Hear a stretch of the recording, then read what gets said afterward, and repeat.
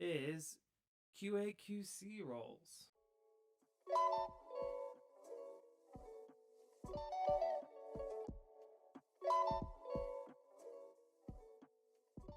Oh, this is interesting.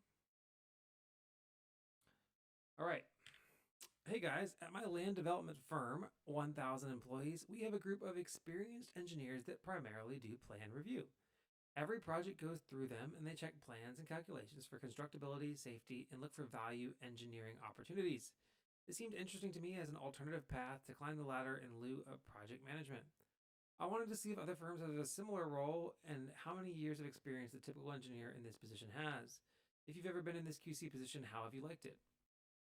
Okay, so interestingly enough, again, I work for a major engineering consulting firm. Again, this is my own podcast, but I do know how the quality review program works, and the general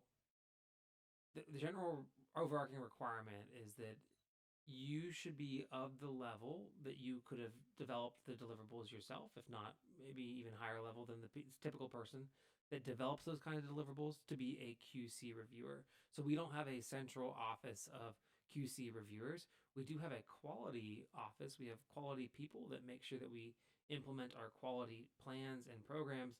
But as for the reviewers themselves, we'll pick out and plan those reviewers for a specific project, and generally they are more senior level engineers, but they're not necessarily like only QC reviewers.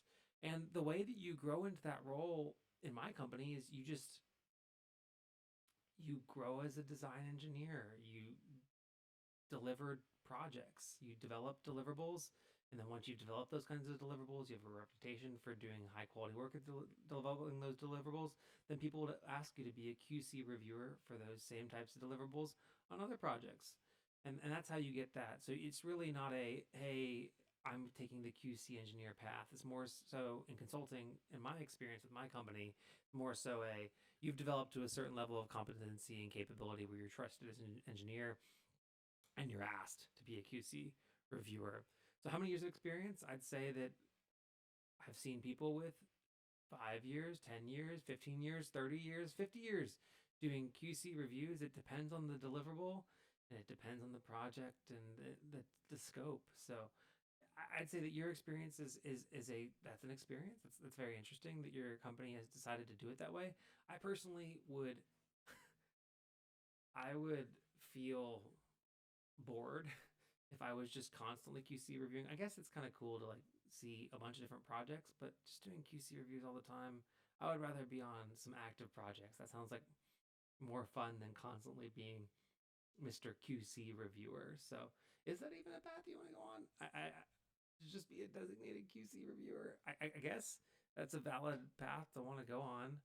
Definitely comes with a lot of importance and responsibilities, but yeah, I'd say that just develop as an engineer, keep on growing in your roles, and then you could find yourself in a QC reviewer role. Let's see what the other engineers have to say about their experiences with their companies. This person said somebody who's doing that type of review is going to have a lot of experience, probably 10 years, 15 years plus.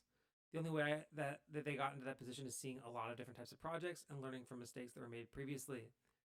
My opinion is that you have to partially climb the ladder to get into that position. It's not a separate path. Exactly. You just master all the regular stuff first before you be considered to it.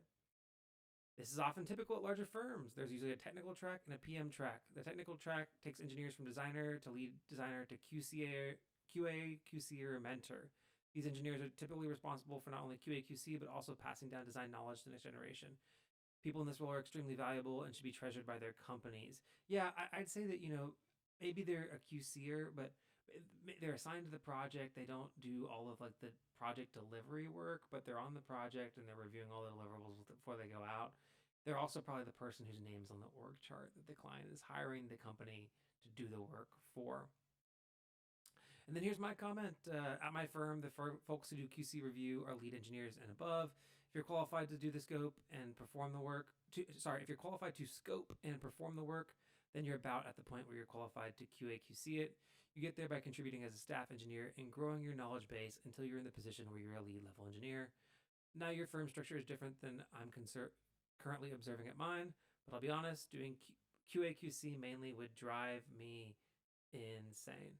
Yeah, it's more so like you're still, I guess, it also depends on what your view of QA QC is. But yeah, there's certain people on my project that I'm on, and there's a lot of engineering work being done by a lot of people. But before the last deliverables go out, there's a few engineers that are at the top of the org chart. They're the principals, the principal or senior engineers on the project, and they review all the deliverables before they go out. And they would be the ones I assume that would also use their stamp as well. So yeah, I'd say that you just kind of grow as an engineer, and then you get into those QA QC roles and responsibilities. Miscommunicating. I just made a pilot, then they threw me on the stations. Now I'm not complaining, now I'm not complaining. My thoughts get complicated, I cannot explain in layman's. Never losing focus because I ain't chasing payments. Still playing in the basement while I'm working on arrangements. They heard the kid in 50 countries, thank God that's amazing. But I'd rather thank Spotify